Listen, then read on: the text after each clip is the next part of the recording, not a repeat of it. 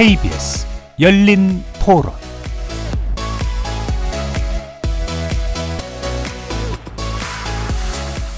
안녕하십니까. KBS 열린 토론 정준희입니다.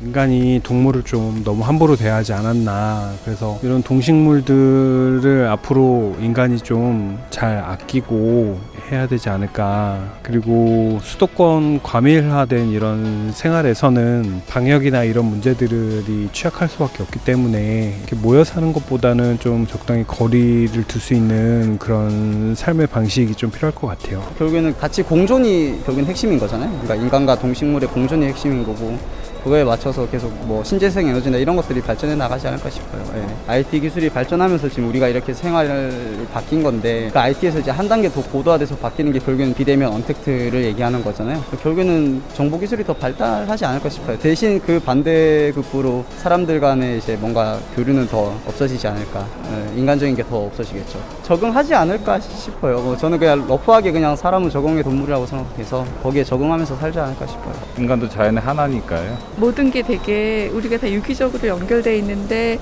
아무 생각 없이 우리 위주로 하던 거가 질서가 너무 무너졌구나라는 생각이 많이 들었어요. 거리 두기를 하니까 갑자기 막 공기가 깨끗해지고, 중국이나 인도나 이게 극단적으로 해야 이런 깨끗한 게 오는구나. 그래서 자연인과 인간이 연결돼 있다는 거를, 그 의식을 좀 가져야 되지 않을까? 그걸 어떻게 조화롭게 균형을 찾아가냐는 거는 되게 어려운 문제 같아요. 극단적인 불편함이 아닌 조그만의 불편함으로 조금씩 개선시켜 나갈 수 있지 않을까? 제가 최주천 교수님께 궁금한 게 있는데요. 교수님께서는 백신을 개발하는 게 이 문제의 유일한 해법이 아니고 뭔가 행동 백신이 있어야 한다라고 하셨는데, 교수님이 생각할 때는 우리가 어떤 행동적인 백신, 어떤 방법을 해야 감염병으로부터 우리를 지킬 수 있을지 교수님은 어떻게 생각하시는지 궁금합니다.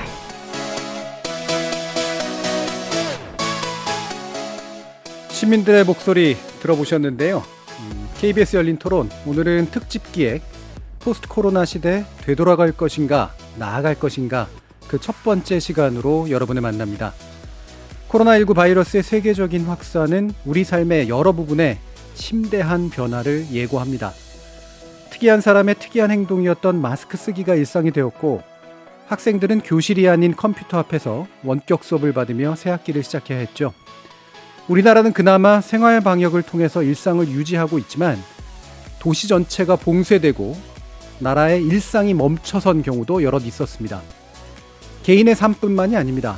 나라들 간에도 이동과 교육이 단절되거나 상당히 제한되는, 이제껏 경험해본 적이 없는 시대가 불현듯 우리 앞에 다가왔습니다. 바이러스의 위협을 막을 근본적 방법은 없는 걸까요? 만약 백신이 개발되면 예전의 생활 양식이 재개될 수 있을까요? 새로운 규범과 규칙이 요구되는 시대, 우리 인류는 이 변화에 어떻게 대응해 나가야 될지 KBS 열린 토론 특집 기획 포스트 코로나 사태 시대 되돌아갈 것인가 나아갈 것인가 제1편 생태 백신, 행동 백신을 꿈꾸다, 앞으로 70분 동안 함께 하시면서 그 해답을 찾아가 보도록 하겠습니다. KBS 열린 토론은 여러분들이 주인공입니다. 문자로 참여하실 분은 샵 9730으로 의견 남겨주십시오. 단문은 50원, 장문은 100원에 정보 이용료가 붙습니다. KBS 모바일 콩, 트위터 계정 KBS 오픈, 그리고 유튜브를 통해서도 무료로 참여하실 수 있습니다. 시민 논객 여러분의 뜨거운 참여 기다리겠습니다. KBS 열린 토론 지금부터 출발합니다. 살아있습니다. 토론이 살아있습니다. 살아있는 토론, KBS 열린 토론. 토론은 라디오가 진짜입니다. 진짜 토론, KBS 열린 토론.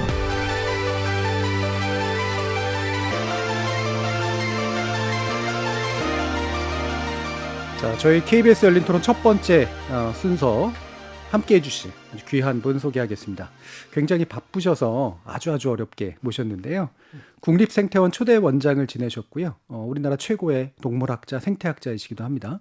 최재천 이화여대 석좌 교수 나오셨습니다. 네, 반갑습니다. 요즘은 어떻게 지내고 계세요? 뭐 그냥 저 정신없습니다. 바쁜 건 사실이고요. 예. 그렇지만 또 지금 좀 바쁜 거지 지난 한 두 달 정도는 갑자기 편안한, 예. 갑자기 시간이 좀 생긴 그런 뜻밖의 한가로운 시간도 좀 보냈습니다. 예.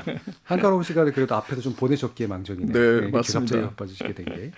바빠지신 이유 중에 하나가 또 뭐 코로나19 바이러스 문제도 있지 않을까 싶기는 한데, 뭐 누구나 다 이제 나름대로 이 시대를 보는 눈이 있을 거긴 합니다만, 이게 일단은 이제 생물학 영역에서 나오는 문제이고 또 생태적인 문제를 깔고 있기 때문에 굉장히 많은 생각이 드셨을 것 같아요. 예, 지금의 사태 또는 지금의 상황 어떤 모습으로 표현하고 싶으신가요?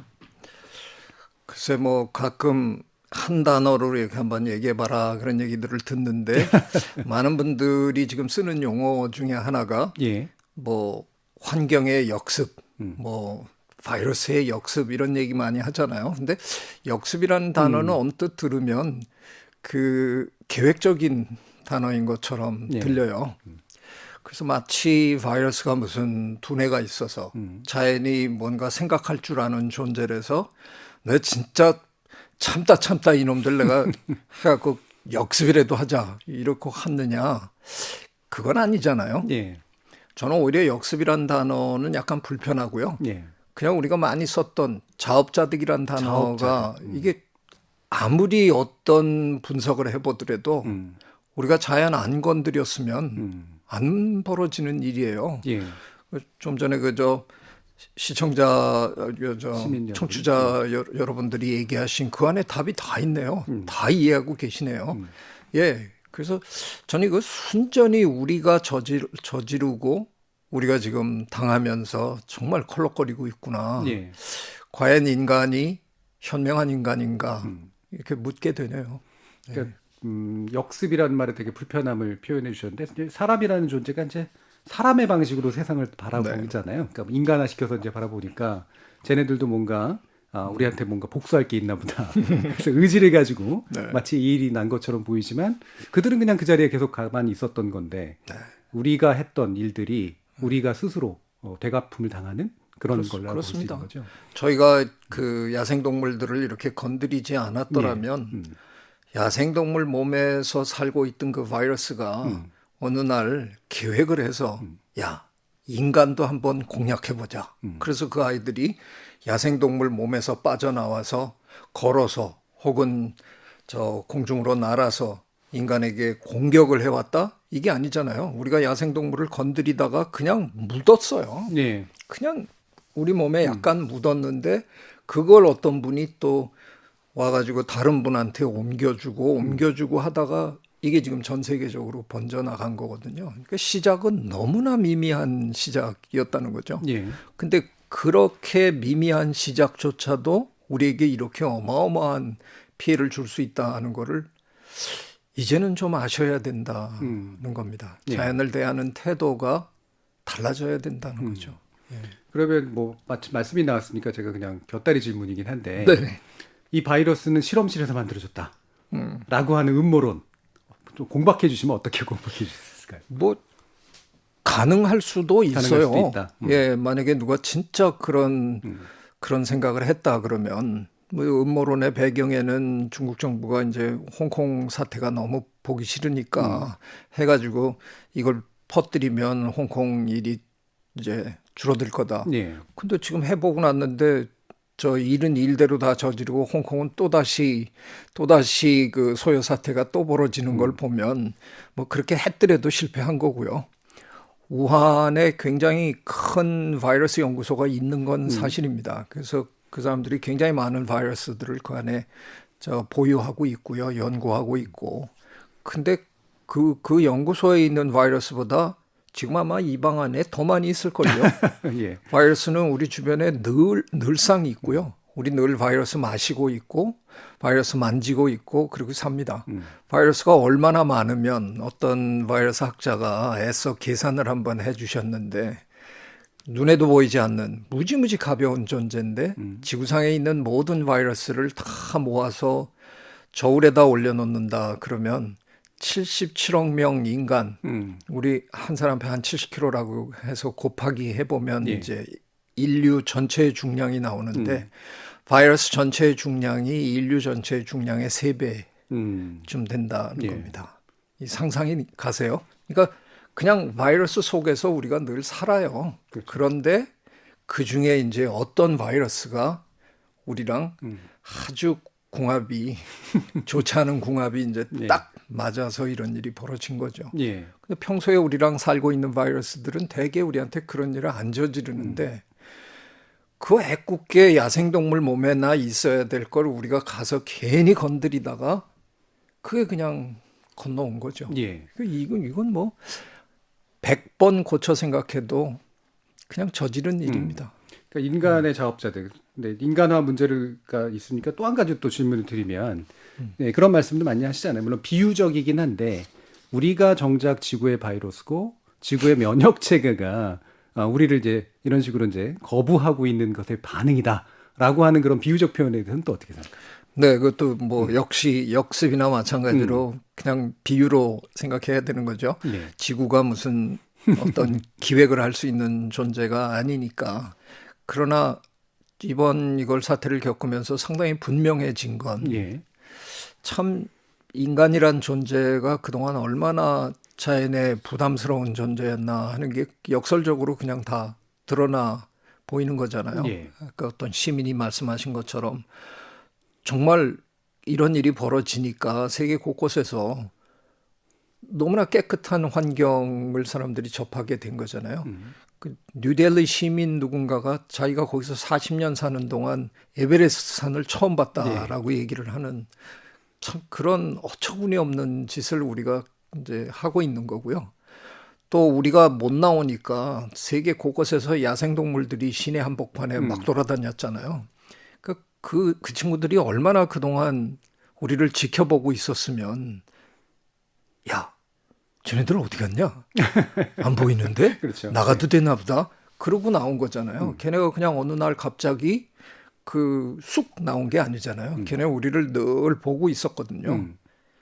무슨 일인지는 모르겠는데 이놈들이 집에서 안 나온다. 며칠을 기다려도 안 나온다. 우리 나가도 될 것 같다. 그러고 나온 거예요. 그러니까 그동안 인간이란 존재가 야생동물들에게는 얼마나 또 부담스러운 존재였는지 우리는 그동안 야생동물들 중에 상당수가 야행성이라고 생각했어요. 쟤네들은 원래 밤에 돌아다니기 좋아하는 아이들이야. 그래서 심지어는 그런 연구도 많이 했거든요. 고양이 눈이 밤에 보면 이렇게 빛이 날 정도로 하는 게 뒤에 망막 뒤에 반사경이 있어갖고 이걸로 그 빛이 얼마 안 되는데도 잘 본다. 그런 연구도 막 했는데 재작년에 나온 어떤 분의 논문에 의하면 인간이 사라지면 걔네가 낮에 나온대요. 네. 그래서 원래 야행성이 아닌데 그냥 인간 때문에 할 수 없이 야행성이 된 거라는 상당한 증거들을 이분이 다 꺼내놨어요. 그러니까 그 정도로 우리가 못돼 먹은 동물이에요. 그러니까 남한테 우리의 존재 자체가 남에게 불편함을 주고 있는 우리가 일상생활에서 그런 소리 듣는 거가 제일 싫잖아요. 예. 당신 때문에 우리가 정말 살기 힘들다. 당신만 없으면 우리 회사에서 우린 다 행복할 것 같다. 그 사람 자살합니다. 잘못하면. 근데 알고 보니까 호모사피엔스는 지구에서 그런 존재라는 거죠. 지구에 사는 모든 다른 동식물들이 우리를 끔찍이도 싫어하는 뭔가 이제 달리 살아야 되는 거 아닙니까? 자, 근데 이번에 이제 결국은 또 인간의 관점에서 자꾸 대할 수밖에 없으니까 불행한 사태로 이제 당연히 생각을 하게 되고 뭔가 공격받는다라는 느낌을 갖게 되고 심지어는 이 코로나19 바이러스를 마주하면서 이렇게 그 당혹감이 계속해서 노출됐던 것 같아요. 그래서 이제 대충 지금까지 예상했던 건 신종플루라든가 그 이전에 나왔던 감염병 정도의 선에서 이제 바라봤던 면들이 있는데 계속해서 모르는 것들이 나오니까 그래서 심지어 이 바이러스를 약았다라는 이제 그런 표현을 쓰기도 하고 아마 저 질본에 나왔던 얘기기도 한데 이제 참 잔인하다라는 표현을 쓰기도 하고 했단 말이에요. 물론 그 의지가 제거된 채 우리가 이해해야 되긴 하겠지만 이렇게 표현할 수밖에 없는 어떤 요소들은 좀 있다고 생각을 하시나요? 네. 아마 약았다는 표현을 제가 제일 먼저 썼는지도 모르겠는데요. 예. 그 전염병을 일으키는 병원체가 갖고 있는 속성이 두 가지가 있어요. 하나는 전염력이고 얼마나 많이 빨리 전파시키느냐 하는 거와 독성 네. 두 개가 있는데 죽이는 거. 요 두 개는 함께 가기는 어려워요. 네. 독성이 너무 강한 놈은 전염력이 약할 수밖에 없는 거죠. 지금 감염시킨 그 숙주를 죽여버리니까. 그렇죠. 그러니까 숙주가 아픈 줄도 모르고 돌아다녀야 이게 더 많은 숙주에게 번져나가는 거예요. 근데 그 두 가지를 함께 갖고 가기가 굉장히 힘든데 그걸 함께 갖고 가는 유행병이 있긴 있습니다. 네. 그게 말라리아거든요. 말라리아. 말라리아는 그 바이러스가 직접 바이러스나 아니면 그 원충이 말라리아 원충이 직접 옮겨가는 게 아니라 목이라는 네. 중간 매개체가 있어서 오히려 독성이 강하면 강할수록 모기를 때려잡을 힘도 없어가지고 물고 또 다음 사람을 물고 해서 옮겨가는 거거든요. 근데 그렇게 간접 감염이 되는 케이스와 달리 직접 감염을 해야 되는 이제 질병의 경우에는 그 독감이 너무 강하면 출근을 못 하잖아요. 네. 근데 우리는 독감에 걸려도 나 일하러 가야 돼. 그래서 가서 코 묻은 손으로 친구랑 악수하고 회사 다른 사람들을 얼굴에다가 재채기 해대고 이래야 이제 올마 가니까요. 그러니까 우리를 적당하게 아프게 하는 놈이 오히려 자연 선택의 도움으로 예. 더 많이 번져나가는 거죠. 그러니까 그런 차원에서 보면 이번 이 코로나 바이러스가요. 누가 디자인했다 그러면 참 야가 빠지게 디자인한 거라는 거죠. 초반에 한 며칠 동안은 증상을 못 느낄 정도로 조용하잖아요. 그래서 우리가 무증상이라는 얘기를 할 정도로 무증상이라는 게 세상에 어디 있습니까? 감염됐으면 당연히 증상이 있어야죠. 예, 자각을 근데 못하는. 우리가 느끼지 못할 정도로 그렇게 들어가다가 얘가 이제 장기로 이제 들어가기 시작하면 굉장히 빠른 속도로 이제 증식을 해갖고 사람을 죽이잖아요. 그러니까 어떻게 보면 참 기가 막히게 디자인된 놈이 나타난 거죠. 근데 그걸 누가 디자인하려고 그래도 이렇게 못해요. 예. 근데 자연에는 워낙 많은 종류의 바이러스들이 있기 때문에 그중에 이런 놈도 나타난 거죠. 예. 그러니까 우리가 제대로 걸린 이번에 하여간 제대로 걸린 겁니다.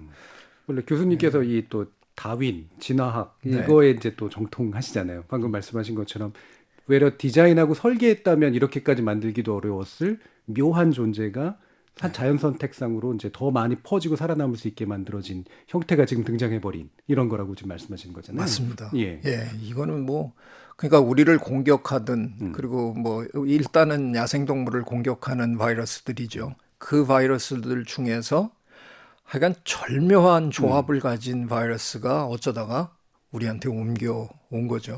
우리가 지금 아주 굉장히 힘든 게임을 지금 하고 있는 거죠. 그럼 역사적으로 평가하시면 우리가 이제 뭐 인류가 지금보다도 더 덜 도시화돼 있을 때, 덜 집단적으로 사육을 하거나 그럴 때도 사실은 인류를 상당 부분 위험에 빠뜨렸던 그런 감염병들이 있었잖아요. 맞습니다. 그런 것들하고 역사적으로 비교해 보시면 이 코로나19는 뭔가 새로운 전기를 마련할 정도의 의미가 있다라고 평가를 하실 수 있으신가요? 저는 뭐 그동안 우리가 겪었던 그런 정말 처참한 그 큰 질병들이 뭐 역사학자들의 평가에 의하면 역사를 바꿔놨다는 네. 거에 다 동의하잖아요. 패스트가 그랬고 뭐 이런 여러 가지가. 그러나 1900년대 초에 그 있었던 스페인 독감 같은 네. 경우에도 사실 그때 우리가 그 존재를 너무 몰랐기 때문에 그야말로 참호 속에서 같이 그 병사들이 다 공유한 다음에 전쟁이 끝났다고 비행기 타고 다 자기 본국으로 돌아가서 또 막 퍼뜨렸단 말이죠. 그러니까 그거 역시 인류 문명이 어떻게 보면 퍼뜨리는데 그렇죠. 굉장히 기여한 거죠. 근데 지금 우리가 겪고 있는 이건 그거보다 훨씬 증폭된 거 아니에요. 뭐 지금까지 물론 중국하고 미국하고 자꾸 티격대긴 하지만 지금까지 나온 정보에 의하면 중국 우한 지역에서 처음 출발한 것처럼 이제 지금 보이잖아요. 네. 그렇게 출발한 게 하루면 그 반대편에 있는 브라질까지 그냥 갈 수 있는 지금 그런 시대가 된 거잖아요. 그렇죠. 이동 때문에. 예. 게다가 그 스페인 독감 시절이랑 지금이랑 또 비교하면 지금은 무려 77억 명의 인간이 바글바글 지구의 표면에 붙어 살고 있어서 그냥 웬만큼만 야생동물에서 바이러스가 이렇게 뛰쳐나오면 확률상 내려앉을 곳이 인간이에요. 네. 너무 많으니까. 그리고 인간이 기르고 있는 가축들 이게 뭐 저 자연계에 있는 동물들 중에서 그냥 압도적으로 많은 게다가 우리는 꼭 다닥다닥 붙어 있잖아요. 그러다 보니까 우리 또 기르는 가축도 꼭 붙여서 기르고 일단 한번 발병을 하면 그냥 무서운 속도로 번질 수밖에 없는 거죠. 이런 것들이 과연 앞으로 우리 문명을 어떻게 바꿔놓을 건가. 근데 진화적으로 보면요. 지구에 사는 예를 들면 동물을 우리가 둘로 이제 크게 분류할 수가 있는데 그냥 혼자 따로따로 사는 동물들 네. 그리고는 우리처럼 이렇게 꼭 모여서 사는 동물들 집단 생활하는. 뭐 개미, 벌, 뭐 사자, 하이에나, 우리 뭐 이렇게 다 모여 사는데 지금 이렇게 객관적으로 평가해 보면 모여 사는 동물의 시대거든요. 예. 모여 사는 동물이 압도적으로 성공했어요. 그러니까 모여 산다는 거에 대한 이점이 어마어마하다는 거죠. 근데 모여 사는 동물의 최대 약점이 전염병이에요. 예. 전염병 돌면 속수무책으로 당할 수밖에 없는 게 모여 사는 동물이죠. 예. 그러니까 우리도 어쩔 수 없이 당하는 거예요. 이거는 그 뭐 딱히 그 뾰족한 해결책이라는 게 있기는 어려워요. 예. 다만 이런 일들을 미리 좀 예측하고 준비도 좀 하고 벌어졌을 때 우리가 어떤 식으로 대처할 건가 하는 것들을 좀 준비해 갖고 살아가는 수밖에 없는 거죠. 말씀 주신 것처럼 이렇게 군집 생물이나 이렇게 집단적 생활을 하는 사회적 동물 같은 네. 것들이 진화적으로 이제 유리한 전략이었으면 분명히 보이는데 결정적인 약점을 파고든 게 이제 바로 이 감염병인 셈이고 그러면 굳이 변수를 치자면 이렇게 바이러스의 어떤 생물학적인 변이의 어떤 결과냐 아니면 우리가 사회적으로 모여 살아서 이동을 많이 하게 된 이 결과냐라고 했을 때 이 후자의 것이 굉장히 크다는 말씀이시잖아요. 결국엔. 뭐 둘 다인데요. 뭐 예를 들면 에볼라 같은 케이스를 보면 그건 지금 서부 아프리카 지역에서만 계속 이제 벌어지고 그렇게 번져나가지를 않잖아요. 그 에볼라의 경우에는 전파력보다는 독성이 너무 강해가지고 전파가 잘 안 되는 형태인데요. 근데 에볼라와 달리 이번에 이 코로나 바이러스는 전파력이 너무 강하다 보니까 전 세계로 이제 퍼져 나가버린 거죠.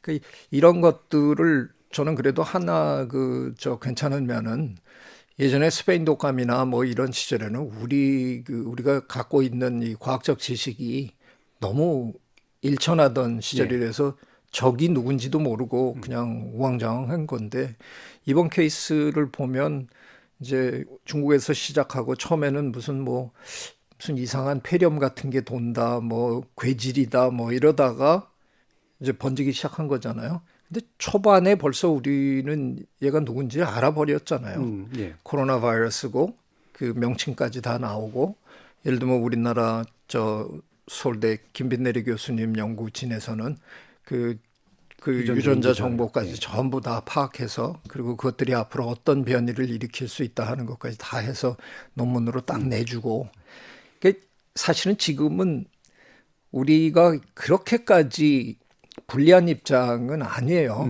우리는 충분히 적을 알 수 있는 과학 지식을 갖고 있어요.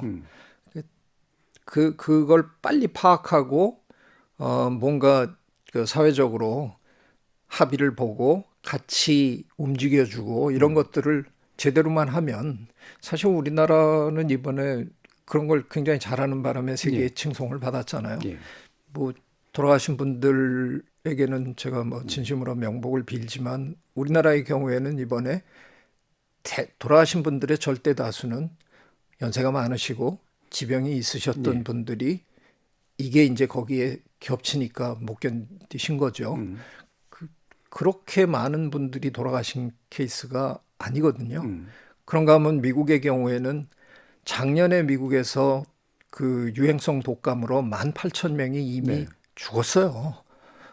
그래서 트럼프 대통령이 오판을 한 거잖아요. 처음에 18,000명 죽어나가는 판국에 좀 몇 명 걸렸다고 나보고 그거 걱정하라는 거냐.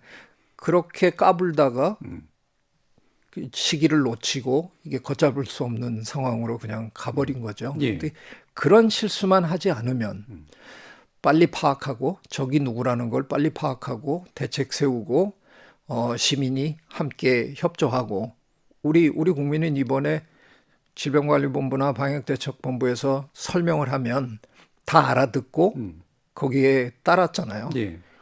미국에서는 집에서 나오지 말라 그러니까 총 들고 막 시위도 뛰쳐나온 하고. 사람들이 있잖아요. 제가 보기에 그분들은 이게 뭐 어떻게 돌아가는 건지 정부의 설명을 이해를 못한 것 네. 같아요. 당신들을 보호해주기 위해서 정부가 어쩔 수 없이 통제할 수밖에 없다 하는 설명을 해도 그게 뭔지를 제대로 이해를 못하고 왜 나를 구속해? 그리고 총을 들고 나온 거죠. 제가 보기엔 이번에 우리 국민은 확실히 우리 국민의 민도가 그 예전과 달리 우리는 굉장히 교육받은 사람들이라서 예. 그 모든 설명을 대충 다 알아들으신 거예요. 예. 그래서 잘 따라주신 그 덕에 우리는 큰일 없이 이 정도면 정말 방어 잘한 거죠. 예. 이게 하라는 대로 그냥 한 게 아니라 그냥 단지 종속한 게 아니라 네. 왜 그래야 되는지를 그렇죠. 이해하고 행동했기 때문에 확실히 저 나았겠죠. 그거에 대해서 할 말이 하나 있는데요. 예. 그 외국 친구 하나가 그 친구의 책이 우리말로 번역이 됐다 그러면서 우리말 서문을 쓴 게 있는데 한번 읽어주겠냐 그러고 얼마 전에 보내왔어요. 근데 저 서문 중간에 뜻밖의 얘기가 있었어요. 제 친구라고 생각하기에는 좀 뭐라고 얘기했냐면 예. 한국 사회는 굉장히 이렇게 순종적인 사회이기 예, 때문에 예, 뭐. 이게 잘 됐고 미국 사회는 개인주의적인 사회이다 보니까 어려웠다 이런 내용이 들어가 있었어요. 그래서 제가 그 친구의 그 프레피스보다 더 길게 써서 너 잘못 짚었다. 이번에 우리가 그래서 사실 국내에서도 그 좀 어떤 논객들은 그런 얘기를 실제로 하셨잖아요. 네. 우리가 6.25 사상이 사회다. 있어서 심지어는 일본의 통치를 받아서 순종적으로 우리가 훈련을 잘 받아서 뭐 이런 천만의 말씀입니다. 제가 보기에는 우리는 이미 미세먼지 때문에 몇 년 전부터 마스크를 쓰기 시작했어요. 네. 그래서 익숙했어요. 근데 미세먼지는 철저하게 이기적인 차원에서 쓴 마스크 행위였거든요. 그런데 이번에는 거기에 아주 묘한 게 하나 끼어들었습니다. 마스크를 쓰시는 게 타인을 보호할 수 있는 겁니다. 그래서 마스크 쓰면서 기분이 좋으신 그렇죠. 남을 위한 거예요. 행동이 되니까. 남을 위할 수도 실제로 그 저변에 들어가면 사실은 나를 위한 행동이거든요. 예, 예. 그게 지극히 이기적인 행동인데 표면적으로 이게 이타적인 모습도 보일 수 있는 거라서 제 생각에는 우리 국민은 아주 기꺼이 나도 보호하고 내가 민주시민으로 남들도 보호한데 그래서 우리는 자발적으로 잘 쓴 거고요. 서양 사람들이 안 쓴 이유는 제가 보기에는 그래서 그 친구한테 그냥 대놓고 그렇게 썼어요. 너희는 민도가 낮아서 이게 그런 거다. 이해를 못한 거다. 이게 왜 마스크를 써야 되는 건지를 정부도 제대로 설명을 못했을 거고 우리 정부는 끊임없이 설명했다. 이게 2m를 떼면 전달이 덜 된다. 이런 것도 다 설명하고 그래서 다 알아들었다. 그래서 자발적으로 한 거지 우리가 순종적인 사람들이라서 천만의 말씀이다. 그리고선 제가 그걸 한 때가 한 몇 주 전인데 내가 예측할 거다. 이제 더워지기 시작하는데 더워지면 우리나라 사람들도 마스크 이제 슬슬 벗을 거다. 네가 그걸 보면 내가 무슨 얘기하는지 알 거다. 순종적이라면 대한민국 사람이 진정 순종적이라면 입안에서 땀띠가 날 정도로 우리는 벗지 말아야 된다. 예. 근데 벗을 거다. 지켜봐라. 지금 벌써 벗고 계시잖아요. 이게 다 우리가 개인 한 사람 한 사람이 무엇이 옳을 것인가를 판단하고 한 일이에요. 예. 저는 절대로 우리가 뭐 유교적이라서 순종적이라서 한 일이 아니라고 생각합니다. 그 얘기는 그만큼 우리 국민이 성숙했다고 저는 믿습니다. 예. 네. 그러니까 보통 이제 이게 이기적 행위에 집합적으로 이타적 결과가 만들어지는 것하고도 상당히 좀 연결이 되는데 맞습니다. 이기적이란 말이 우리가 보통 나쁘게 그냥 보통 받아들이지만 사실은 그게 이타적인 것들하고 충분히 연결이 될 수 있는 것이잖아요. 자발적으로 이해만 할 수 있으면. 그럼요. 예. 한국 분들이 이제 바로 그런 부분에서 민도라고 표현하시지만 교육 수준도 굉장히 높고 그다음에 단순히 순종적인 것이 아니라 상황을 이해하기 위한 굉장한 노력에 의해서 이제 만들어진 것이다라고 분명히 평가할 수 있을 것 같은데, 아까 이제 말씀 주셨던 것처럼 그러나 이제 우리 인류가 지금 살아오는 방식, 이렇게 이동하고 연결돼 있고 모여 살고 또 심지어는 동물들도 모여 살게 해가지고 그걸 잡아먹는 그런 삶의 어떤 형식을 유지하는 한 이와 같은 코로나19와 같은 바이러스들은 지속적으로 나와서 우리한테 이제 위협을 안길 것이고, 물론 인류는 이제 방심하지 않으면 대처할 수 있겠지만 이게 한 번으로 끝나진 않을 것이다라는 건 분명히 생각해야 될 거 아니에요. 맞습니다. 아마도 한 번으로 끝나지 않을 정도가 아니라 우리가 인구가 갑자기 줄어들지 않는 한, 그리고 우리가 갑자기 그 우리 가축들을 기르는 방식을 공장식 방식에서 정말 그들도 복지가 주어지는 그런 방식으로 바꾸지 않는 한 계속 벌어질 거고요. 우리는 아마 점점 늘어갈 테니까 더 자주 벌어지겠죠. 근데 이게 이미 증명이 돼 있잖아요. 20세기에는 1918년 스페인 독감으로 시작해서 뭐 홍콩 독감, 뭐 콜레라 이렇게 다 따져보니까 한 20, 30년마다 한 번씩 우리가 겪었더라고요. 예. 근데 21세기로 들어와서 2002년 사스로 출발해서 온갖 걸 우리가 지금 다 겪고 있는데요. 따져보니까 한 3년 정도 간격으로 지금 막 벌어지는 거예요. 빨라지고 있다는 게 너무나 분명해 보입니다. 앞으로 더 빨라지면 빨라졌지 늦춰질 거다? 그건 상상하기 힘들죠. 예. 그럼 이런 일이 이번엔 이제 뭐 어떤 분들은 재수 없어서 이렇게 전 세계적으로 번졌다 이럴 수도 있겠지만, 그러면 한 5년, 6년 후에 또 재수 없어서 또 이런 일이 벌어진다. 상상하기조차 싫은 거잖아요. 예.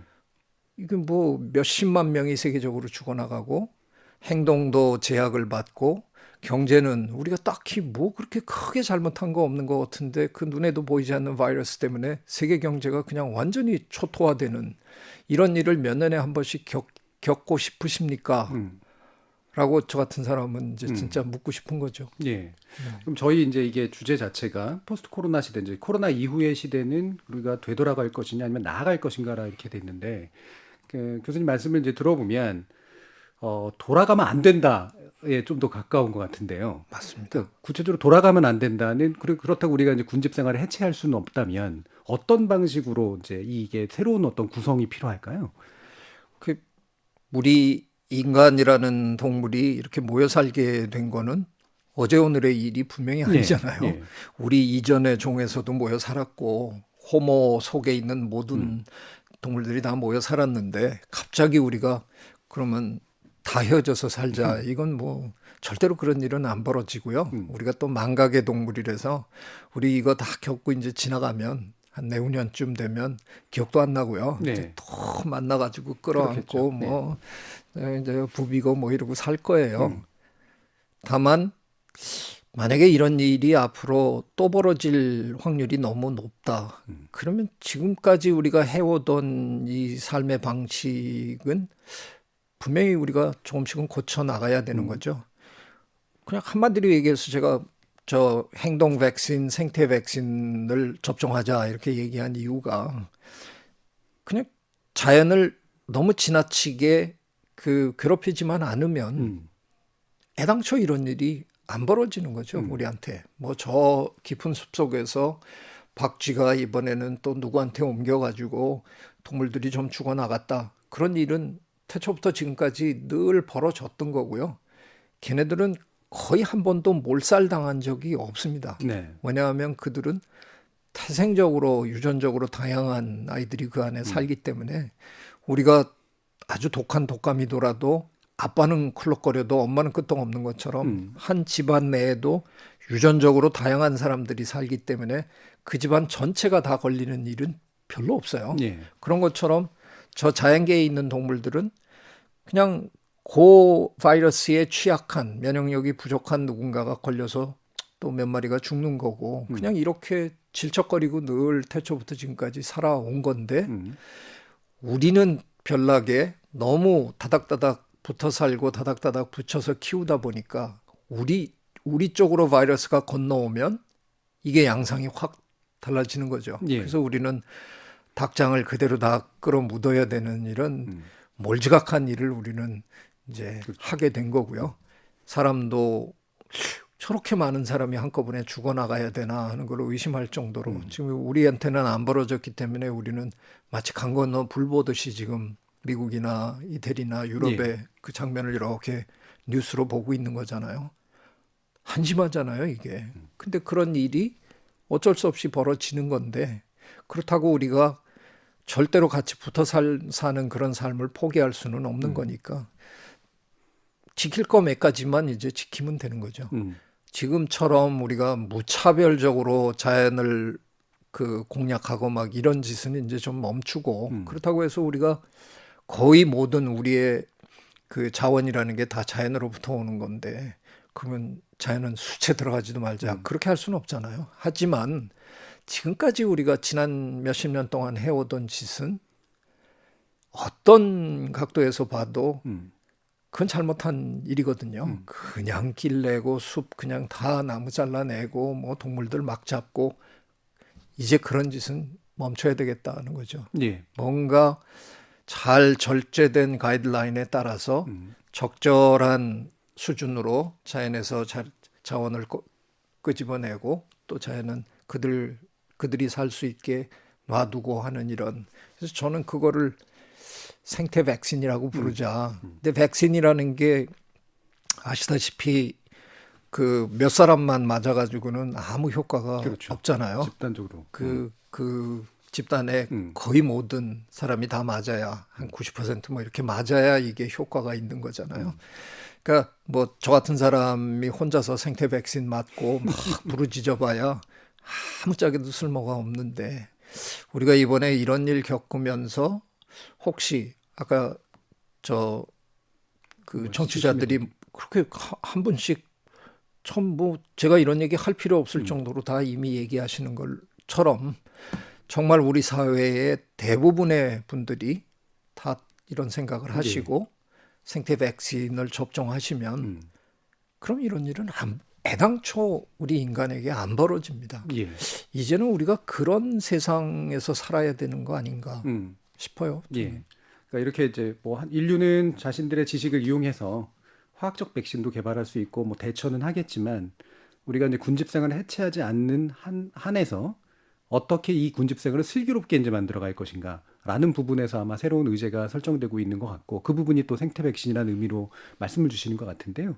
뭐 구체적인 이야기는 또 우리가 2부에서 나눠보도록 할 테고 지금 여러분께서는 KBS 1라디오 열린 토론에서 준비한 특집 기획 포스트 코로나 시대 되돌아갈 것인가 나아갈 것인가 함께하고 계십니다. 계속해 주시기 바랍니다.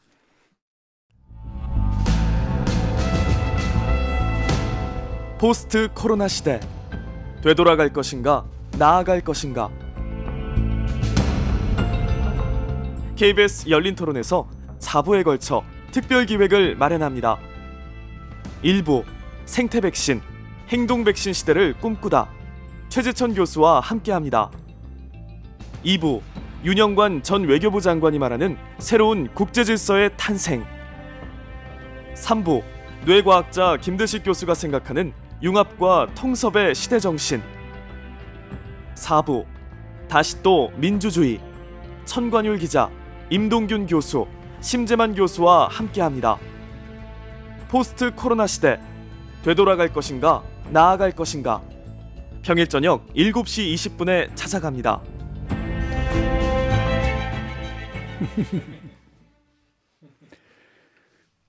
지금 저희 이제 특집을 준비하면서 우리 최재천 교수님께 궁금한 질문들 유튜브 문자 게시판을 통해서 좀 미리 받았는데요. 먼저 함께 좀 들어보시고 그 중에 우리 함께 얘기 나눌 질문들을 한번 선별해 보도록 하면 어떨까 싶은데요. 코로나 확산을 예방하기 위해서 사회적 거리두기, 생활 속 거리두기 등 기존 업무 방식이나 생활 방식의 변화가 있었는데요. 동물들의 세계에서도 질병 방지를 위해 이런 거리두기를 하는지 궁금합니다. 포스트 코로나 시대에 세계 각국의 생태계 모니터링과 야생동물 연구는 어떤 방향으로 진행되어야 하는지도 궁금합니다. 코로나의 긍정적인 측면이라고 해야 될까요? 코로나로 인해 인간의 생산 활동이 줄면서 자연의 자정 회복 능력이 얼마나 대단한지 느끼게 되는 것 같아요. 더불어 인간이 얼마나 지구에 해가 되는 행동을 하고 있는지도요. 일각에선 코로나 바이러스가 지구 입장에서 보면 면역 체계라는 우스갯소리도 있던데 교수님께서는 코로나가 유발한 지구 환경적 변화 어떻게 보고 계시는지요? 그린 뉴딜은 어떻게 평가하시나요? 예, 문자 메시지가 보내지는 소리까지 났는데요. 예, 재밌는 이제 질문들이 굉장히 많은데 가장 이렇게 눈에 띄고 귀에 걸리는 건 우리 사회적 거리두기가 인간만 하는 거냐, 아니면 동물들은 이미 하고 있는 거냐 이런 궁금증이 있었네요. 어떻습니까? 동물들 하고 있습니다. 예, 그 사실은 이번에 우리가 이거 겪으면서 참 추잡한 혐오 행동들을 이렇게 종종 접했잖아요. 뭐 중국 사람인 줄 알고 막 그냥 여기 왜 와 있느냐고 소리 지르는 그런 흑인 여성 뭐 예. 이런 것도 보고 그랬는데 혐오는 근데 좀 뜻밖으로 들리실지 몰라도 아주 정당한 진화의 산물이거든요. 네, 자연적인 우리는 말씀이시죠. 혐오하도록 진화한 동물이에요. 네, 우리가 사회적 거리두기를 잘하는 이유도 그 혐오 행동이 혐오 심리가 이미 그 기제가 이미 우리에게 장착돼 있기 때문에 그런 거거든요. 한 2m 뛰시는 게 좋을걸요? 우리 금방 알아요. 그렇지. 저 사람이 뭘 갖고 있는지 내가 알게 뭐야. 이 세상의 모든 혐오 행동의 근원에 병원균이 있습니다. 병원균 때문에 혐오라는 게 생긴 겁니다. 저희들의 그 진화적 연구에 의하면 이걸 지금 영장류학자들 주로 이제 일본 교토대학 영장류학자들이 연구를 했는데요. 그 원숭이나 그 유인원 세계에서도 더러운 걸 피하는 행동은 너무나 잘 예. 이루어지고 있어요. 그러니까 이게 병원균에 옮지 않기 위해서 우리가 하는 여러 가지 행동들이 이미 동물 세계에도 있고요. 우리도 그 외지인들이 우리 동네에 이렇게 쑥 들어왔는데 따지지도 않고 묻지도 않고 달려가서 아이고 잘 오셨습니다. 그리고 끌어안지는 않잖아요. 예, 일단 두려워하죠. 예. 경계를 좀 하고 게다가 뭔가 우리랑 좀 달리 생겼고 약간 흉측하게 생긴 것 같다. 그러면 더 경계하고 이러는 마음이 진화한 이유가 바로 질병 때문에 진화한 예. 거거든요. 그래서 어떤 의미에서는 이건 지극히 자연스러운 생물 현상이에요. 동물들도 다 하고 있습니다. 예. 예. 그러면 이제 혐오라고 하는 게 이제 본능, 우리 안에 이제 각인된 일종의 이제 진화적 프로그램이다라고 이제 볼 수도 있을 텐데, 그러면 이제 모든 게 그렇잖아요. 우리가 우리 안에 욕망이라는 형태나 아니면 본능적 행동으로 각인된 것이 따라서 그것을 통해서 하는 행동들을 다 정당화하지는 또 않잖아요. 그렇죠. 이게 자연적 정당화 방식과 또 사회적 정당화 방식은 좀 다르기 때문에 네. 그러면 인간 사회가 이제 가지고 있는 이런 혐오적인 형태들은 자연적으로는 충분히 이해가 가능하나 사회적으로 만약에 본다면 어떻게 더 이해를 심층적으로 해야 될까요? 그러니까 우리가 이번에 그런 그 말도 안 되는 이상한 혐오 행동들을 하는 사람들을 우리가 다 또 지켜봤잖아요. 네. 그러면서 그걸 잘한다고 칭찬하는 사람은 없었어요. 없죠. 예. 그런가 하면 어쩌면 혐오스러운 이런 상황에서도 우리는 그런 사람들을 돕기 위해서 달려갔어요. 의료진들이 대구로 달려가고 병상이 부족하다 그러니까 저 호남 지역에 있는 분들이 그럼 우리 병원으로 와라. 예. 도시락도 보내주고. 그러니까 이게 혐오라는 그 심리 기제도 진화하는 거지만 그거를 뛰어넘을 수 있는 유대감. 또는 그 연대 행위 뭐 이런 것도 우리 인간의 행위 속에 진화된 행위거든요. 네. 그래서 이걸 슬기롭게 우리가 넘어갈 수만 있다 그러면 뭐 좋은 거죠. 저는 오히려 이번 기회에 상당히 많은 사람들이 우리 스스로에게 좀 놀랐으리라고 저는 생각해요.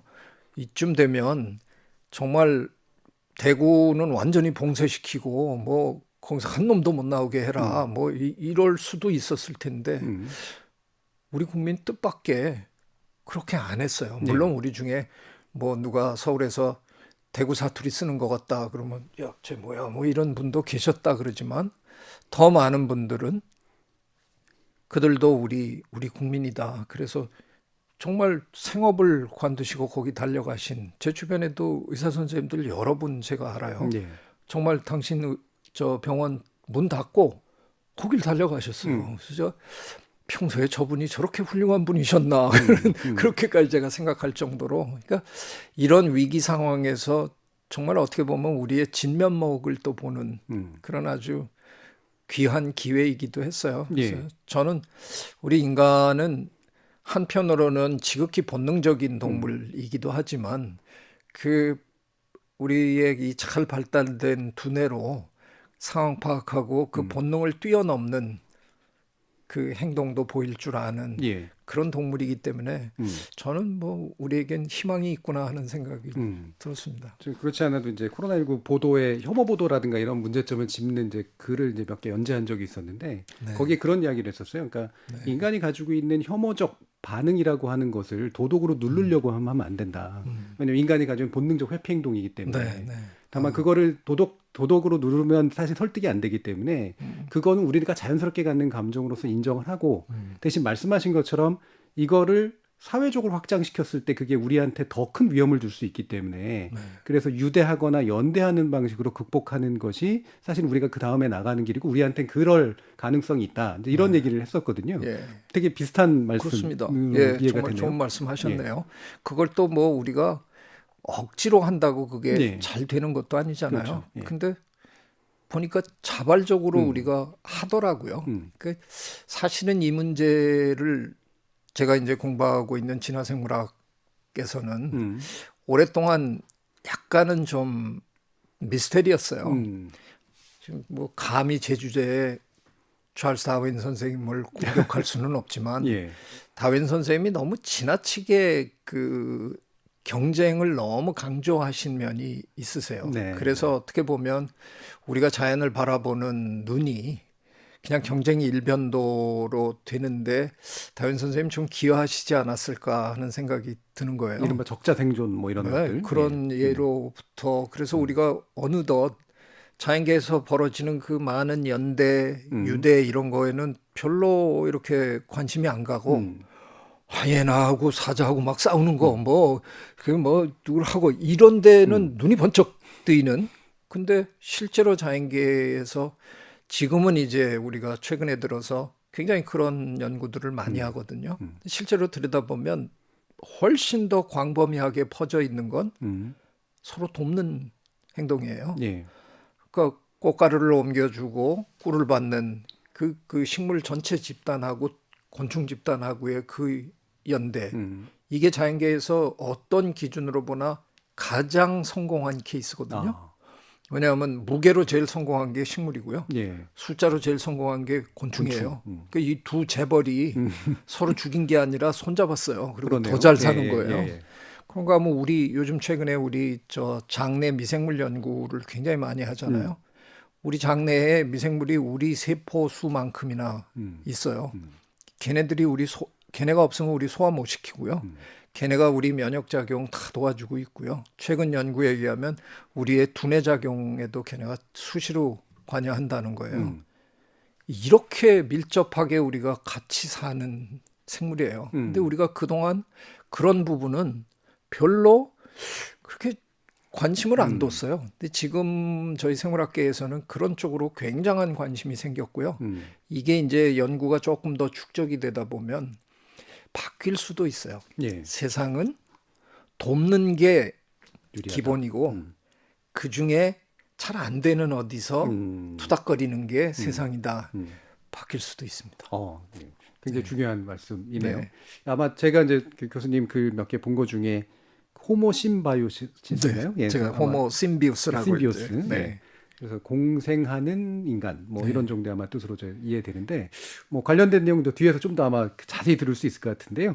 우리 KBS 열린 토론 오늘은 포스트 코로나 시대 되돌아갈 것인가 나아갈 것인가라는 주제로 제1편 생태 백신 행동 백신 시대를 꿈꾸다라는 이야기를 나누고 있고요. 최재천 이화여대 석자 교수님 모시고 재밌는 대화 나누고 있습니다.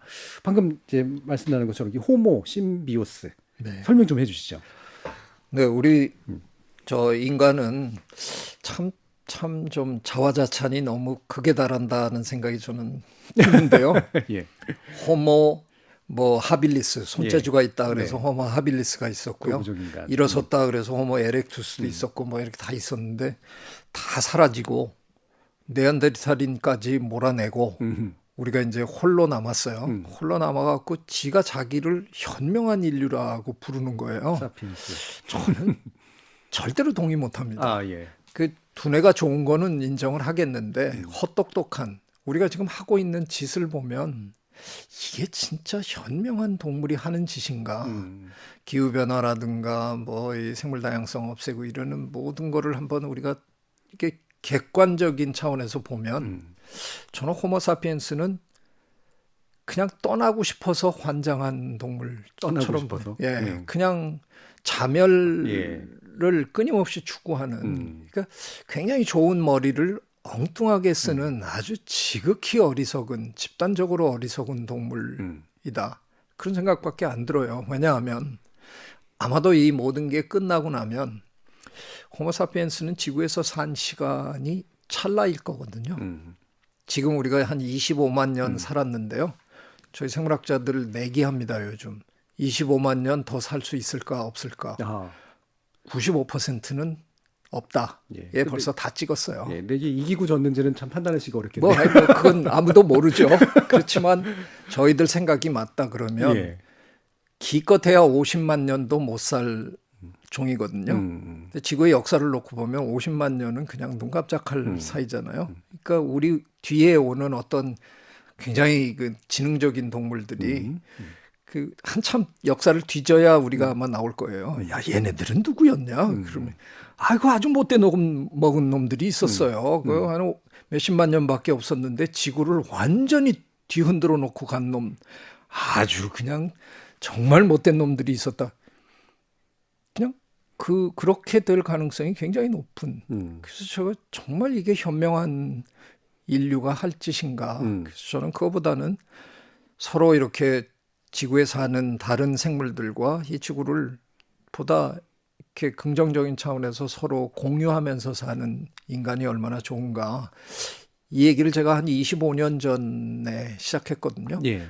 근데 아까 제가 말씀드린 이런 연구들, 그 공생이 훨씬 더 보편적일 거다 하는 연구는 그때는 별로 진행된 때가 아니었는데 어떻게 보면 제가 꼭 그럴 것 같은 생각이 들어서 미리 얘기하면은 좀 있죠. 학문적 직관이었죠. 근데 뭐 별로 받아들여지지는 않았는데요. 제가 공개적으로 인간의 학명을 바꾸자 뭐 이런 그렇게 이제 떠들어댔는데 뭐 제가 떠든다고 바꿔주는 건 아닌데요.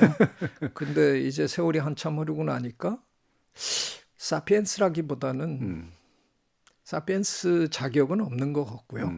뭐 유발 하라리 교수가 사피엔스라는 책을 썼지만 그 양반 만났을 때 제가 제목 잘못 정했다고 이제 농담처럼 얘기했는데 나는 우리 인간이 현명하다고 절대 생각 안 한다. 그랬더니 그 나도 내용을 보면 나도 동의하는 거 아니냐. 예, 그래서 앞으로는 이렇게 연대하는 그런 것들이 어쩌면 생명의 본 모습으로 자리를 잡아가는 그런 것도 좀 기대해 보면 어떨까. 뭐 만약에 그렇다 그러면 코로나 이게 너무나 불행한 일이지만 또 이걸로 인해서 희망적인 또 변화도 한번 기대해 볼 수 있지 않을까. 예. 그렇게 생각합니다. 이제 우리가 이제 그 공생을 하는 이제 그런 종으로서 뭐 현명하면 좋겠지만 근데 공생이라도 먼저 할 수 있는 이제 그런 종으로서 재규정을 좀 하고 싶다라는 그런 생각이 들으시는 것 같은데요. 아까 말씀 주신 그 생태 백신이라고 하는 말을 이런 공생과 관점에서 이제 만약에 이해를 한다면 어떻게 좀 더 구체적으로 이해가 가능할까요? 그러니까 지구 글쎄 이거를 이제 저는 작년 11월 달에 교황님이 참 정말 기가 막힌 말씀을 하셨어요.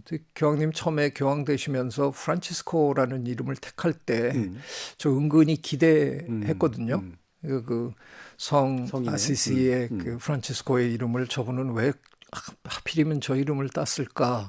근데 이제 그 후에 하시는 말씀들을 이렇게 들어보면 굉장히 이 자연과 인간과의 관계에 대해서 관심이 굉장히 많으시더라고요.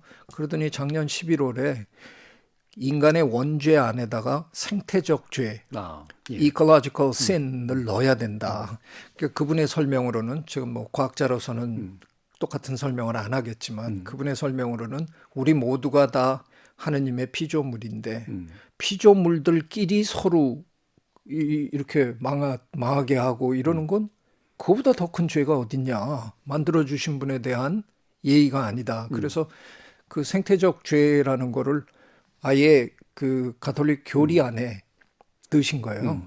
뭐 반발도 좀 있었다 그러는데 뭐 프란치스코 교황님 그렇게 좌우 별로 안 보시잖아요. 그냥 뭐 딱 얘기하시잖아요. 그래서 그게 이제 정말 생각하면 가톨릭 그 사회에 어떻게 이런 일이 생길 수 있을까 정도로 저는 너무너무 고맙고 교황님의 그 한 말씀으로 앞으로 굉장히 많은 게 변해갈 거다 하는 생각이 저는 들거든요.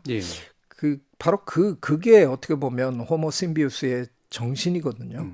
그러니까 우리가 혼자 이거를 다 갖고 있는 게 아니다. 근데 그동안 성경을 잘못 읽으신 분들은 하나님이 우리한테 맡겼다. 그렇죠. 다 먹을 걸 줬다. 너에게 부치었음이라. 그렇죠. 이러니까 이거 내 거네. 그러고선 막 했다면 만일 뭐 그렇게 단순하게 생각하신 건 아니시겠지만 마음속 깊이 은근히 하나님이 우리를 특별히 생각하셔서 당신의 형상대로 만들고 우리에게 이걸 다 그냥 줬다라고 생각하셨다면 이제 프란치스코 교황님 말씀을 좀 귀담아 들을 때가 된 게 아닌가. 우리도 피조물이고 우리가 최소한으로 지켜야 될 그런 규범이 있는 거다 하는 말씀을 하신 거잖아요. 그게 절묘하게 11월 달에 그 말씀을 하시고 불과 한 2달 후에 코로나 사태가 터진 거예요. 왠지 뭔가를 예감하신 것처럼 이렇게 느껴질 정도인데 그래서 우리가 이번 이 사태를 겪으면서 너무나 불행한 일들이 많이 나타났지만 저는 교황님 말씀대로 이제는 종교계도 좀 생각을 달리 하시고 일반인들도 자연과 우리의 관계를 좀 재정립하는 그런 계기가 되면 얼마나 좋을까 그런 생각 참 많이 합니다. 이게 뭐 저도 이제 이런 약간 사회학적인 관점에서 보면 그 종교혁명이 있고 나서 이제 개신교적인 어떤 성경 해석 방식에서 그러니까 새로운 에덴을 만들어라라고 하면서 이제 개척자 어떤 정신을 불어넣고 그러면서 이제 지배하고 개척하고 정복하고 그래서 너의 땅을 만들고 이제 이런 의식이 굉장히 강해지면서 이른바 개발이라고 하는 것이 발전이자 인간이 할 수 있는 굉장히 중요한 일이라고 생각하는 그런 경향이 한때 많이 지배를 했었던 거잖아요. 그렇죠. 신학적인 측면에서도 그랬고. 말씀 이제 들어보면 이제 개발이라고 하는 그런 행동, 우리에게 물질적 부를 가져온 개발이라는 행동이 바로 우리를 다른 생물들을 다 절멸시키고 신학적으로도 그렇고 그다음에 우리 이제 자신의 삶을 개척해 나가는 데 있어서도 사실 결국은 장애를 만들어내는 자기 스스로 이제 멸망하게 만드는 그런 길이라는 말씀이시잖아요. 그 개발이라는 문제 우리가 어떻게 지금 이 상태를 이해하는 게 맞나요? 지금 코로나19 사태에서. 왜 우리가 종종 이제 빌려다 쓰는 표현이 있잖아요. 지속 가능한 발전, 또는 뭐 지속 가능한 개발.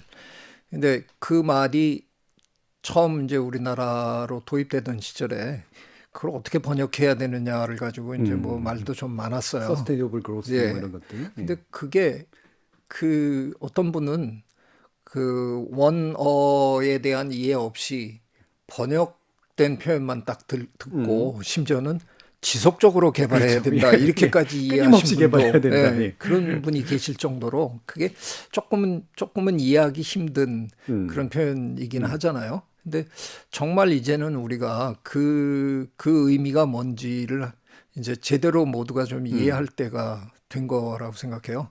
저는 그 무렵에 2002년에 우리 한국 생태학회가 세계 생태학 대회를 유치를 했었어요. 그래서 저 코엑스에서 뭐 일주일 동안 내내 했는데 어쩌다가 제가 그때 이제 뭐 조직위원회를 맡아가지고 해외 석학들을 모셔와야 되는 이제 임무를 띠고 별로 쉽지 않은 일이었는데 이제 그래도 하여간 좋은 분들을 제법 이제 모셨는데 우리 대개 그런 행사를 하면 그 매일 예를 들어서 기조 강연자 한 명씩 이렇게 쭉 할 때 제일 큰 분을 이제 가운데다 놓고 이렇게 또 하잖아요. 그래서 키노트 그분을 스피처는? 키노트라 그러고 다른 분들은 플래너리 스피커라고 예, 뭐 이렇게 예. 하는데 대개 우리는 그냥 외국 분들 이제 중심으로 하잖아요. 제가 그때 무슨 애국심이 발동을 했는지 제가 이상한 짓을 했었어요. 처음에는 불편해들 하시던데 제가 돌아가신 박경리 선생님을 예, 예. 수요일 기조 강연자 음. 그야말로 키노트 스피커로 모셨어요. 그 약간 서양 사람들이 좀 뜻밖이라고 제가 소개를 할 때 그리고 우리 그 책자에 보면 소설가라고 소개가 포지에도 되니까. 들어가지만. 근데 이제 박경희 선생님 한 말씀 하시면 제가 순차 통역을 했는데 2번 기립박수를 받았습니다. 근데 그 중에 하나가 뭐냐 하면 박경희 선생님이 자연을 대할 때 원금은 까먹지 말고 이자만 갖고 살아야 돼. 이렇게 말씀하셨어요. 근데 그거를 제가 딱 통역을 했는데 그냥 그 방 안에 있던 몇백 명의 세계 생태학자들이 다 일어나서 기립박수를 친 거예요. 그게 정확하게 지속 가능성의 개념이잖아요. 우리가 지금 그래도 그나마 누리고 있는 자연으로부터의 혜택을 우리 후손들도 그 정도는 누릴 수 있게 자연을 더 이상 훼손하지 말고 물려주자. 원금은 건드리지 말고 이자만 갖고 살아라. 이게 소설가의 머릿속에서 그런 게 나오니까 이분들이 그냥 뭐 어쩔 줄을 몰라 하면서 막 열광을 하더라고요. 근데 그때는 아직 지속 가능성이라는 그 개념이 그렇게 저희 분야에서도 정확하게 확립이 안 돼 있던 시절인데 대한민국의 소설가가 소설 쓰는 어떤 할머니가 그렇게 얘기를 하시니까 이거 뭐 완전히 그냥 그날 뭐 오후 내내 만나는 사람마다 저한테 저분의 해안은 끝이 어디냐 뭐 이렇게 계속 묻고 그랬어요. 참 그 생각할 때마다 돌아가신 박경희 선생님이 이렇게 자꾸 생각이 나는데 정말 특별하신 분이셨다는 생각이 드는데 바로 이제 그 박경희 선생님이 하신 그런 그 말씀을 우리가 이제 정말 가슴에 새길 때가 된 것 같아요. 네. 이거 자꾸 원금 까먹다가는 우리 이제 진짜 거덜납니다. 그래서 원금은 정말 건드리지 말고 자연에서 얻을 수 있는 이자만 가지고 우리가 살아갈 수 있는 그런 방법을 이제 진정으로 찾아야죠. 계속해서 원금 까먹는 개발 하다간 팬데믹 계속 벌어질 거고요. 우리 아마 이 지구에서 살아남기 힘들지 않을까. 그래서 사람들은 가끔 저한테 이런 표현을 써요. 지구가 위험합니다. 그래서 좀 잘못 말씀하셨어요. 지구는 위험하지 않아요. 사람이 위험하죠. 우리는 가지만 지구는 우리가 가고 나면 훨씬 행복해 할 텐데 어떻게 살면서 그런 존재가 우리가 됐을까. 우리가 떠나면 너무너무 좋아할 이제는 좀 바꿔서 우리도 지구가 이렇게 품어줄 수 있는 좋은 동물로 좀 이제 개과천선해야 될 때가 온 게 아닌가. 박경희 선생님 말씀하시니까 박경희 선생님 사실 워낙 생태 사상이 굉장히 깊으신 분이고 맞습니다. 또 문학가이시니까 이렇게 정확하게 딱 비유적으로 이제 표현을 함으로써 이제 딱 명확하게 이해할 수 있게 해주신 거잖아요. 뭐 우리 속담에도 있지만 농부는 굶어 죽더라도 자기 시종자는 배고 그냥 죽는다고. 그러니까 귀신이나 돼야 이제 신하락을 까먹는 거 이런 거 아니겠습니까? 네. 이게 우리 사회가 이제 그런 것들을 충분히 이제 인식을 하면서 뭔가 사회적 대응들을 해야 되는데 이게 개인의 차원과 또 이제 어떤 글로벌한 또 사회적 연대의 차원도 이제 좀 다 구분하면서 좀 봐야 될 것 같아요. 같이 가야 되지만 궁극적으로야 이제 글로벌 연대를 하면서 같이 문제를 해결해야 되는데 또 개개인들은 이제 행동 차원에서 뭔가를 또 해야 되는 것들이 있지 않겠습니까? 이게 아마 말씀하신 행동 백신은 다 뭐 그런 것하고 연관이 있지 않을까 싶은데요. 네, 맞습니다. 제가 이제 어떻게 보면 과학자로서 조금은 발언하기 불편한 발언을 제가 한 거거든요. 예. 그 백신에 너무 기대하면 안 된다 이런 발언은 사실 저로서는 하기 굉장히 힘든 그렇죠. 발언이었어요. 그런 백신이 만들어지고 그걸 모두가 우리가 접종할 수 있다 그러면 그거보다 더 좋은 건 없죠.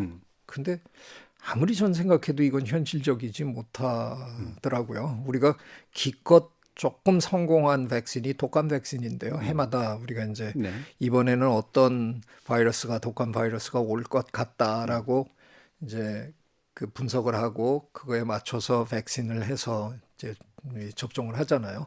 근데 효율이 지금 60 내지 70%예요. 그 얘기는 10분이 맞으시면 여전히 서너 분은 맞았는데도 아무 소용없이 또 걸린다는 얘기거든요. 그 백신이 1940년대에 처음 개발이 돼서 지금까지 온 겁니다. 효율을 한 60%까지 올리는데 70년이 걸렸습니다. 그러니까 지금 우리가 하고 있죠. 백신을 개발해야 된다고 굉장히 애를 쓰시는데 이게 과연 얼마나 가능할까? 사르스, 메르스, 에볼라, 지카, 에이즈 하나도 개발 안 됐어요. 안 된 이유가 있는 거죠. 쉽지 않다는 얘기예요. 그래서 괜히 그거에만 목을 매다 보면 우리는 엉뚱한 희망을 갖고 결국은 뭐 아무것도 못하고 자꾸 그거에 말려들어갈 것 같아서 제가 좀 용기를 내서 그건 아닌 것 같습니다라고 발언했다가 뭐 욕은 참 많이 먹었는데요. 저는 우리가 이미 그 혐오의 진화로 인해서 행동으로 보여줄 수 있는 것들이 많이 있어요. 네. 그러니까 감염 안 되게끔 우리가 하면 돼요. 우리들 중에 아무도 감염되고 싶어 하는 사람은 없어요. 그러니까 손 깨끗이 씻으세요. 다들 요즘 열심히 씻으시잖아요. 그 열심히 씻으시는 바람에 독감 걸린 사람이 별로 없어진 거예요. 이런저런 잔병 요즘 치료하는 사람이 거의 없어요.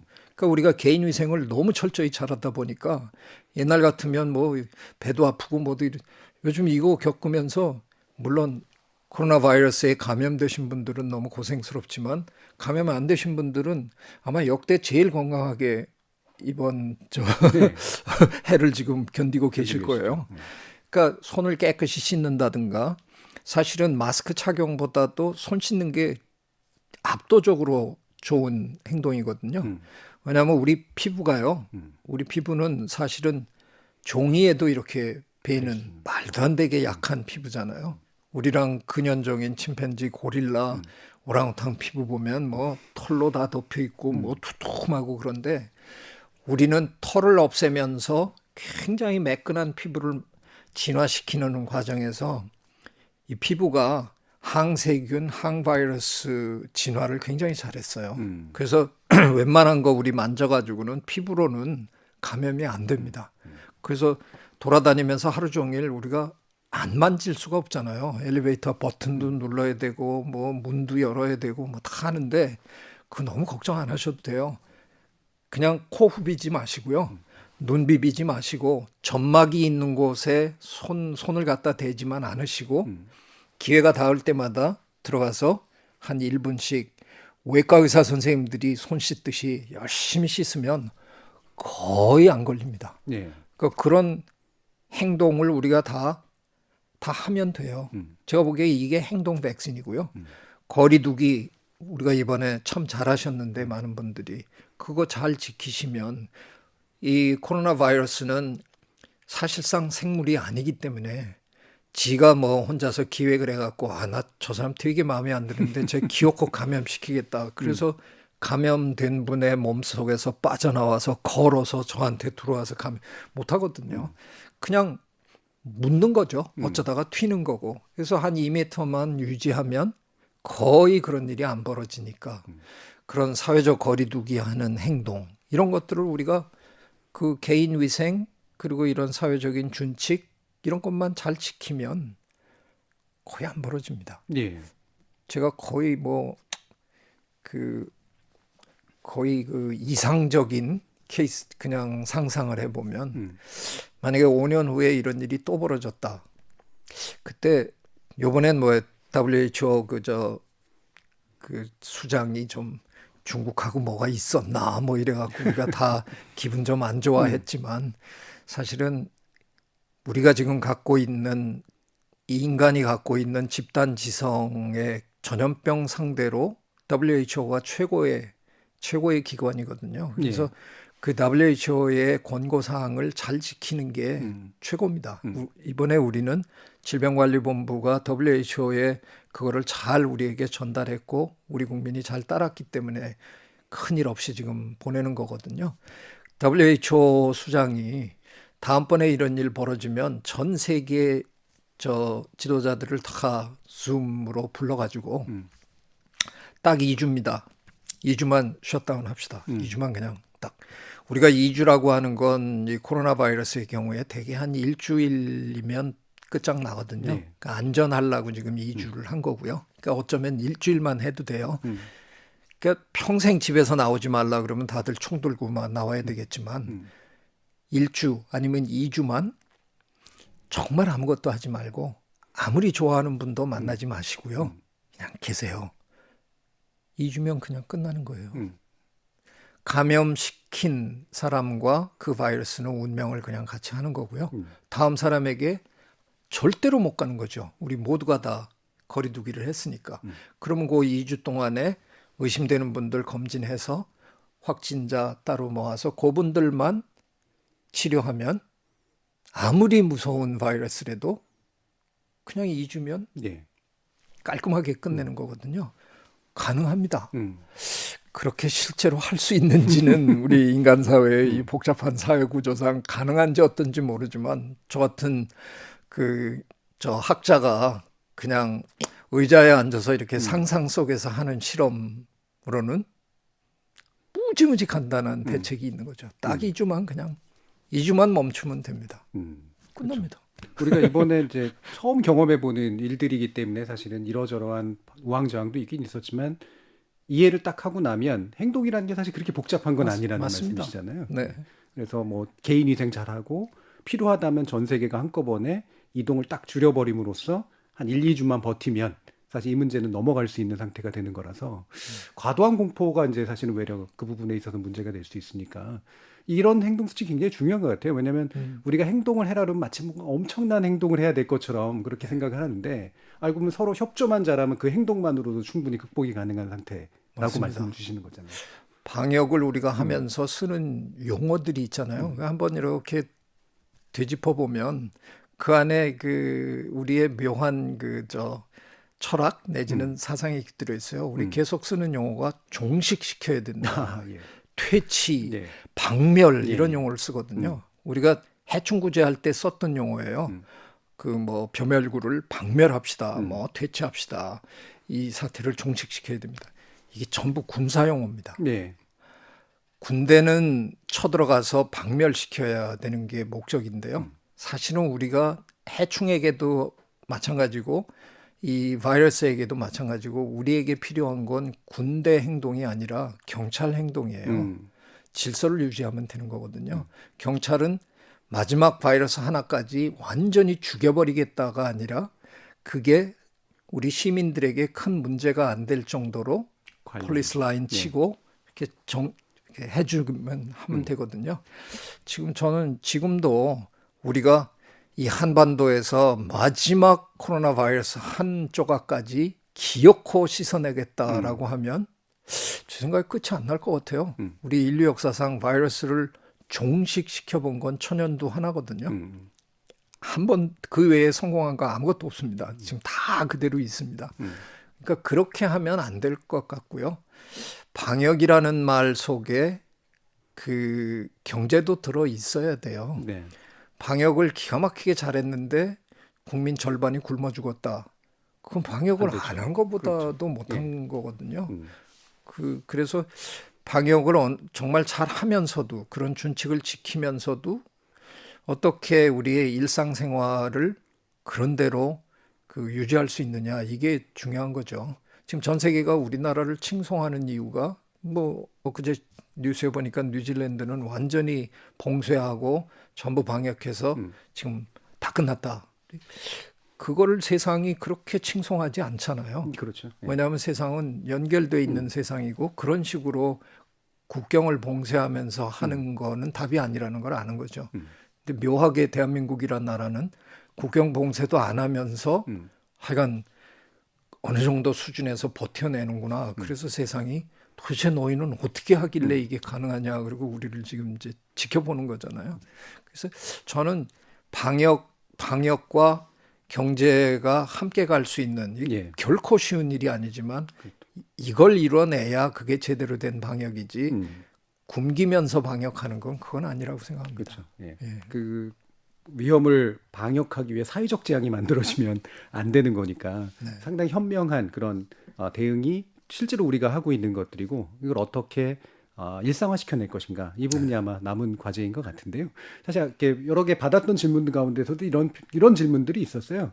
바이러스 근절을 위해서 뭘 해야 됩니까?라든가 이런 건데 제가 보면서 약간 불편했던 점이 그런 점이 있던 것 같아요. 근절 뭐 이런 게 아니라 이건 가능하지도 않고 바람직하지도 않고 말씀하신 대로 보면 인간과 공생하거나 공존하면서 서로 위험하지 않게 만들어주는 그게 아마 되게 중요할 것 같거든요. 마지막으로 그럼 청취자분들께 어떤 제언의 말씀, 부탁의 말씀 있으실까요? 글쎄요, 저 얼마 전에 제 부친께서 제가 이제 먹을 거 사들고 이제 뵈러 갔더니 내가 저희 부친이 90대인데요. 내가 일제도 겪었고 6.25도 겪었는데 내가 죽기 전에 이런 거 보고 죽을 줄은 몰랐다. 그 얘기가 지금 살아계신 분들 거의 전부가 사는 동안 처음 겪어본 참으로 이상한 일이잖아요. 그래서 우리 당황하는 건 너무나 뭐 자연스러운 일인데요.